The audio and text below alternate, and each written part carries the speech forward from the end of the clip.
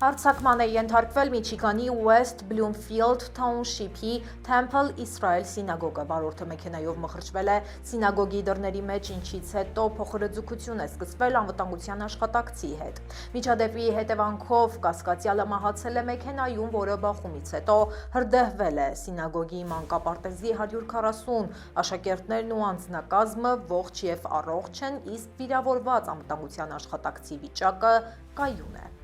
Հետաքննությունը ստանձնել է FBI-ը, որը տեղի ունեցածը որակել է որպես հերյական համայնքի դեմ ուղղված նպատակային բռնություն։ Ըստ պաշտոնական աղբյուրի, հարձակվողը եղել է Լիբանանի քաղաքացի։ Նախագահ Թրամփը հայտարարել է, որ տեղյակ է իրավիճակից եւ անձամբ է հետևում գործի մանրամասներին։ Տեղի իշխանությունները հայտնել են նաեւ 8 տուժածի մասին, նրանք հոսպիտալացվել են տարբեր վնասվածքներով։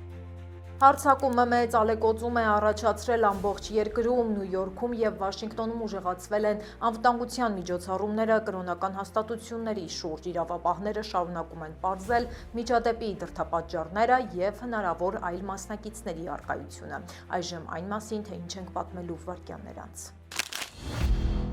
Ահաբեկչական հարձակում համալսարանում հայտնի են մանրամասները։ Թեհրանը կրակի մեջ Իրանի նոր առաջնորդը խաղաղության փոխարեն վրեժ է խոստանում։ Նավթային ցունամի պատերազմն Իրանի հետ կատվածահար է անում համաշխարհային շուկան։ Արդյոք Թրամփին կփրկի ռուսական նավթը։ ԱՄՆ-ում ֆենտանիլից 10 անգամ ավելի հզոր նոր թմրամիջոց է հայտնվել։ Օվկիանոսային սպիտակ ոսկու որսը 1.5 տոննա կոկաինը բռնվել է ջրերում։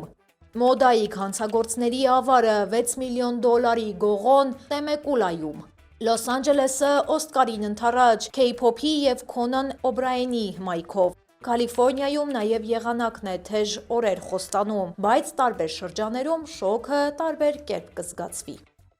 Այսքանը թողարկման առաջին հատվածում, թողարկման երկրորդ հատվածում պատմելու ենք մի նահանգի մասին, որտեղ կարելի է մտնել ադամանդի հանք ու սեփական ձեռքով ադամանդ գտնել։ Մանուի ուշադրության կենտրոնում այս անգամ էլ Արկանզասն է հայտնվել։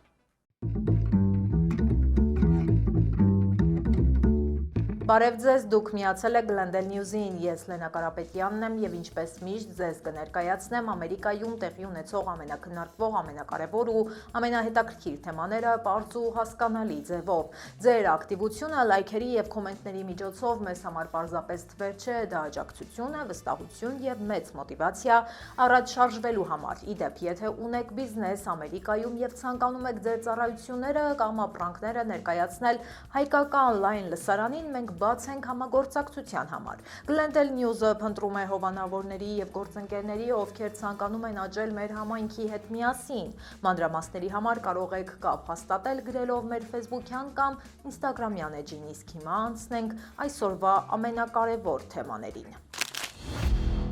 Վիրջինիայի Old Dominion համալսարանի ռազմական պատրաստության լսարանում տեղի է ունեցել ահաբեկչական հարձակում, որը խլել է փոխգնդապետ Բրենդոն Շահի կյանքը։ Հարձակման հետևանքով վիրավորվել են ևս 2 զինծառայող։ FBI-ի տնօրենը հաստատել է, որ միջադեպը դիտարկվում է որպես ահաբեկչական ակտ։ Հարձակվողը սպանվել է ուսանողների կողմից անմիջապես հարձակման ընթացքում։ Պարզվել է, որ հանցագործը նախկինում դատապարտված է եղել ահաբեկչության հետ կապված մեղադրանքներով։ Դեռևս 2016 թվականին նա փորձել էր նյութական աջակցություն ցուցաբերել իսլամական պետություն ահաբեկչական խմբավորմանը եւ ծրագրել էր սպանություններ իրականացնել ամերիկացի զինվորականների շրջանում։ 2024 թվականին բանտից ազատ արձակվելուց հետո նա կրկին դիմել է ծայրահեղ քայլերի, հարձակվելով համալսարանի ուսումնական մասնաշենքի վրա։ Դպրոցականները, որոնք հարձակման պահին շրջայց էին կատարում համալսարանի տարածքում, անվտանգ են։ Իրավապահ մարմինները շարունակում են դեպքի հանգամանքների մանրամասն հետաքննություն։ ԱՄՆ-ի եւ Իսրայելի ռազմական գործողությունները Թեհրանի 10 միլիոն բնակչության համար վերածվել են իրական մղձավանջի։ Ռմբակոծությունները, որոնք հանգեցրել են ավելի քան 1300 մարդու մահվան, ավերել են մշակութային կոթողներ եւ նավթային օբյեկտներ, քաղաքը պատելով թունավոր ծխով ու թունավոր անձրևներով։ Տնտեսական ճգնաժամն էլ ավելի է խորացել, սահմանափակելով բանկային ծառայություններն ու սրընթաց բարձրացնելով ապրանքների գները։ Շատերը լքում են մայրաքաղաքը, որը կորցրել է ոչ միայն իր հարմարավետությունը, այլև տարրական կենցաղային հարմարությունների մեծ մասը։ Չնայած պատերազմին, կյանքը որոշակի ռիթմով շարունակվում է, սակայն թեհրանցիների համար ամենօրյա գոյատևումը այժմ դարձել է պայքար ինչպես ֆիզիկական անվտանգության, այնպես էլ ծայրահեղ տնտեսական դժվարությունների դեմ, մինչդեռ պատերազմի ավարտը դեռ չի երևում։ Իրանի նոր գերագույն առաջնորդը հանդես է եկել իր առաջին հրապարակային ուղերձով, որն աչքի է ընկել ծայրահեղ կոշտությամբ։ Հակառակ Թրամփի հակամարտությունը շուտափույթ ավարտելու ցանկությանը, Խամենեին հայտարարել է, որ Իրանը կշարունակի փակել Հորմուզի նեղուցը։ Նա նաև սպառնացել է հարձակվել այն հարևանների վրա, որոնք հյուրընկալում են ամերիկյան ռազմակայանները, պահանջելով դրանք հնարավորինս շուտ փակել։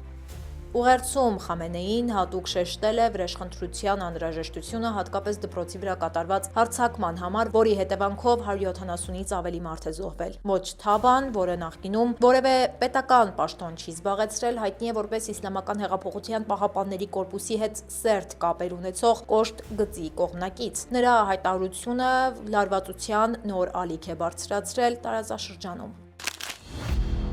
Իրանի հետ սկսված պատերազմի ֆոնին Միացյալ Նահանգների վառելիքի գները կտրուկ աճել են, եթե նախկինում նախագահ Թրամփը հպարտությամբ ընդգծում էր վառելիքի գների անկումը որպես իր քաղաքականության հաջողություն, ապա այժմ հռետորաբանությունը փոխվել է։ Նա պնդում է, որ երբ նավթի գներն աճում են, Ամերիկան որպես աշխարհի ամենախոշոր արտադրողը շատ գումար է աշխատում։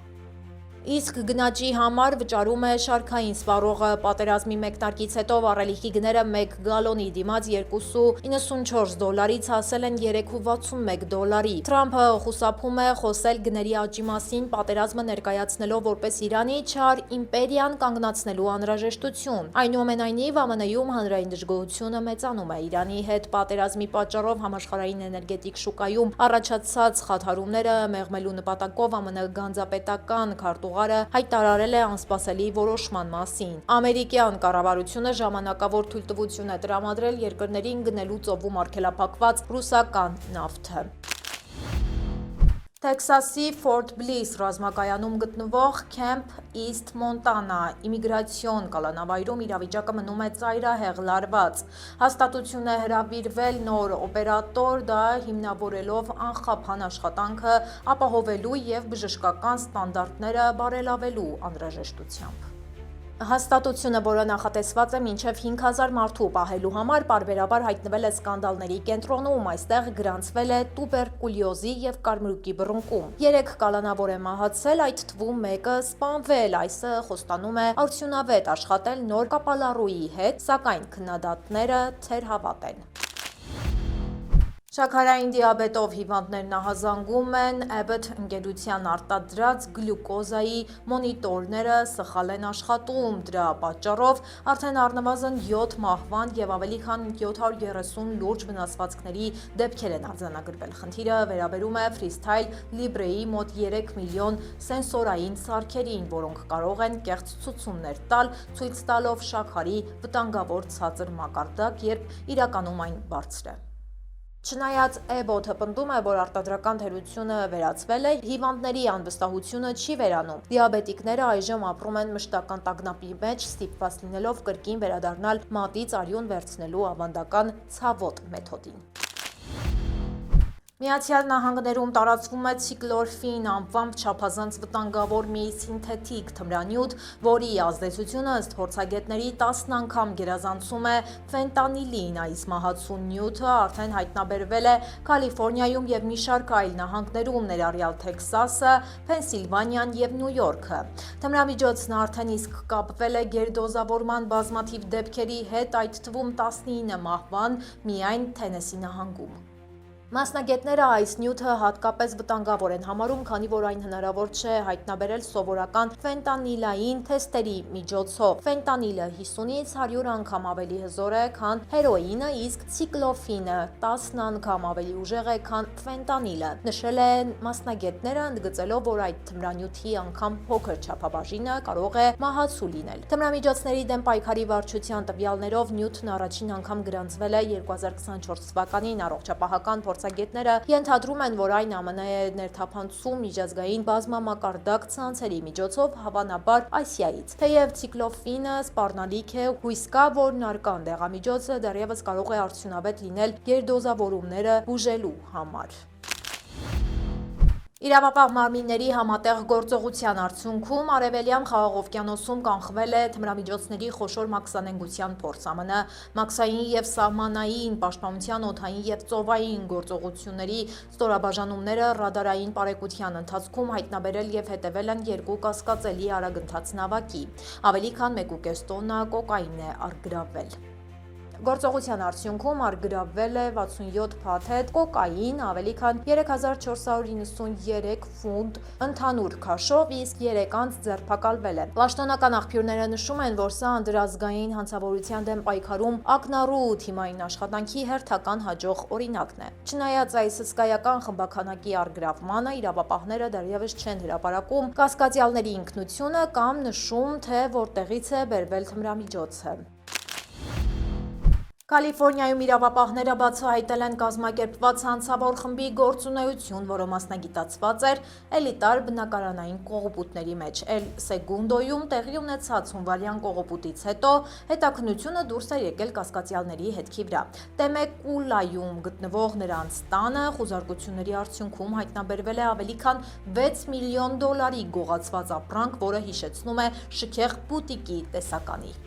Ոստիկանները առգրավվել են ավելի քան 100 դիզայներական պայուսակներ Hermes, Louis Vuitton և Chanel ապրանքանիշներից, ինչպես նաև 22 թանկարժեք ժամացույց, այդ թվում Rolex և Patek Philippe։ Բացի այդ, հայտնաբերվել են 20 հրազեն, ոսկե դրամներ, զարդեր և ավելի քան $800,000 կանխիկ գումար։ Իրավապահների համոզմամբ ձերբակալվածները մաս են կազմել հանցավոր մի խմբի, որը գործել է ողջ հարավային Կալիֆորնիայում, ներառյալ Լոս Անջելեսի և Սան Դիեգոյի շրջանները։ Հետաքննությունը ենթադրում է, որ հանցախումբը կապված է Կալիֆորնիայի տարբեր հատվածներում իրականացված առնվազն 13 բնակարանային կողոպուտների հետ։ Քննիչները չեն բացառում, որ զոհերի թիվը կարող է ավելանալ։ Հանցագործները կանգնելու են Փասադենայի դատարանի առաջ։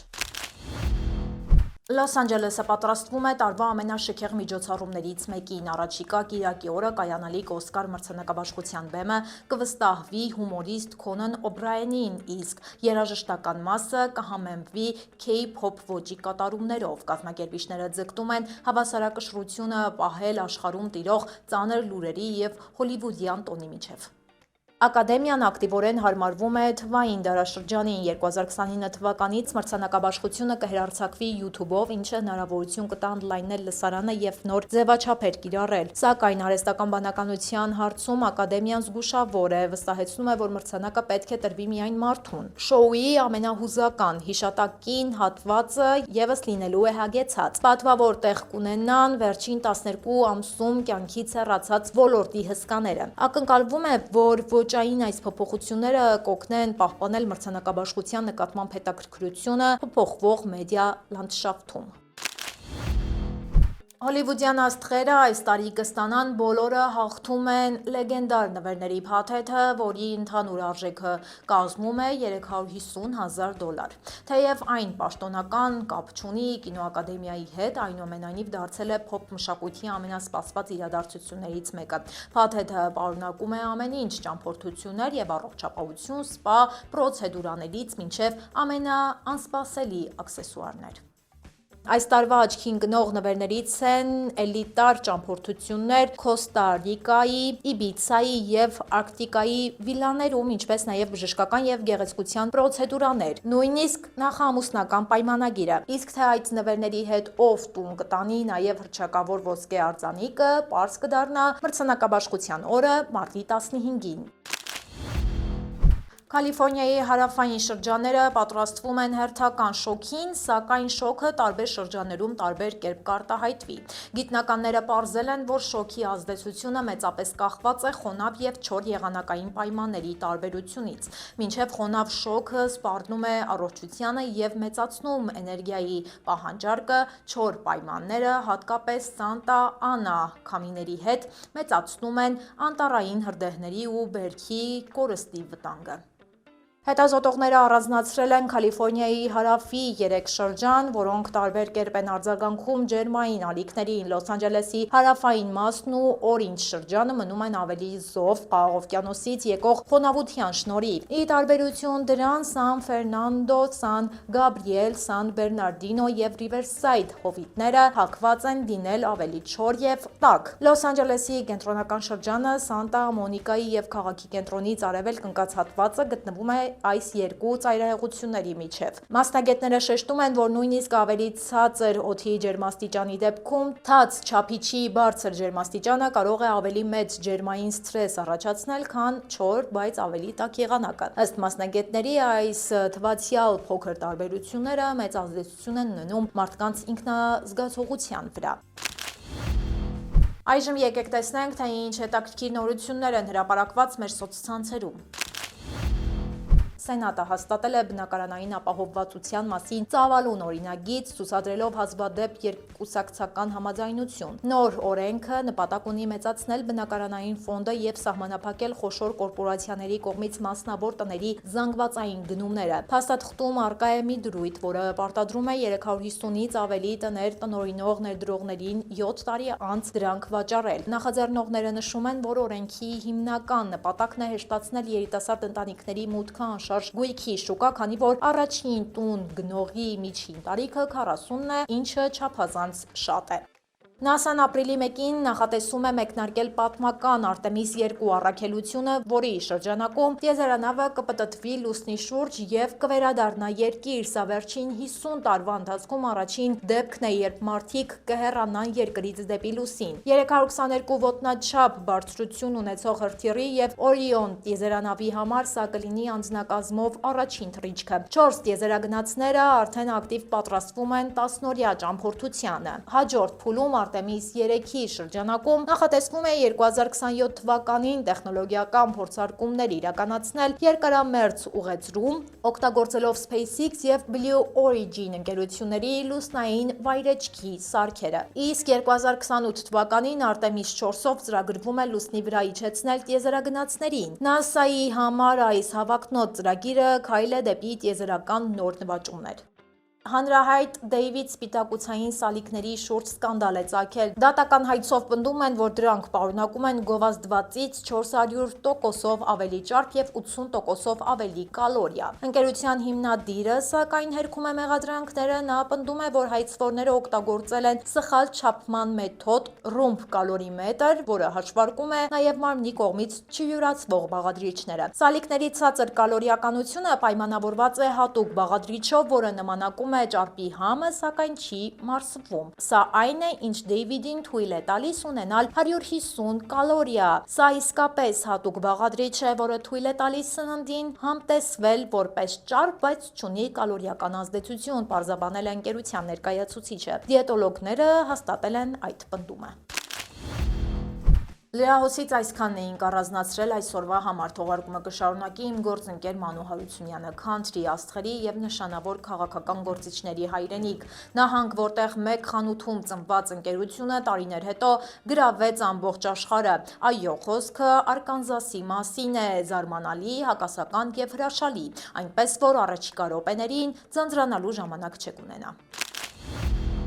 Բարև ձեզ, դուք կարող եք մտնել Ադամանդի հանք, Ադամանդ հավաքել ու տանել ձեզ հետ, ու դրա համար չդատվել։ Հավանաբար ոչ միայն Ամերիկայում, այլև ամբողջ աշխարհում միակ նման վայրը գտնվում է Արկանզասում։ 1906 թվականից ի վեր այստեղ հայտնաբերվել է ավելի քան 35,000 ադամանդ։ Մեկ այլ անոմալիա միներալների առատությունն է։ Միայն մագնետ-քովում առկա է 100-ից ավելի հազվագյուտ միներալ, ինչը բացառիկ երկրաբանական հրաշք է համարվում ամբողջ մայրցամաքում։ ԱՄՆ ամբողջ ալյումինի հումքի մեծ մասը արդյունահանվել է հենց այստեղ։ Արկանզասն ունի նաև եզակի բնական տակաղբյուրներ, որոնք դեռևս 1832 թվականին դարձել են ամերիկյան պատմության մեջ առաջին դաշնային պաշտպանվող տարածքը ազգային պարկերից ու արգելոցներից առաջ։ Նահանգը հայտնի է նաև խորովածի հսկայական սարքերով, որոնք փորձում են Թեքսասի հետ, դառնալով տեղական մշակույթի անբաժանելի եւ զարմանալի մասը։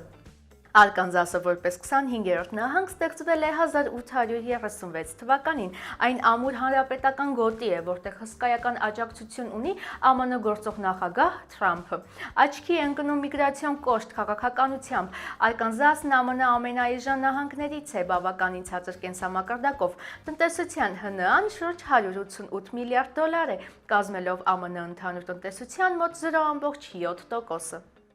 Աշխարհի ամենամեծ մանրածախ ընկերությունը Walmart-ը հիմնադրվել է Արկանզասի Ռոջերս քաղաքում որպես մեկ փոքր խանութ։ Այսօր նրա տարեկան եկամուտը 713 միլիարդ դոլար է, ավելի քան 10,900 խանութ, ունի 19 երկրներում, շաբաթական 280 միլիոն հաճախորդ եւ ավելի քան 2 միլիոն աշխատակից։ Նահանգի հաջորդ ոչ պակաս հռչակավոր հսկան Tyson Foods-ն է։ Այսօր այն ԱՄՆ-ում արտադրում է տավարի, խոզի եւ հավի մսի մոտ 20%-ը։ Այն նաև ԱՄՆ-ից տավարի ամենամեծ արտահանողն է։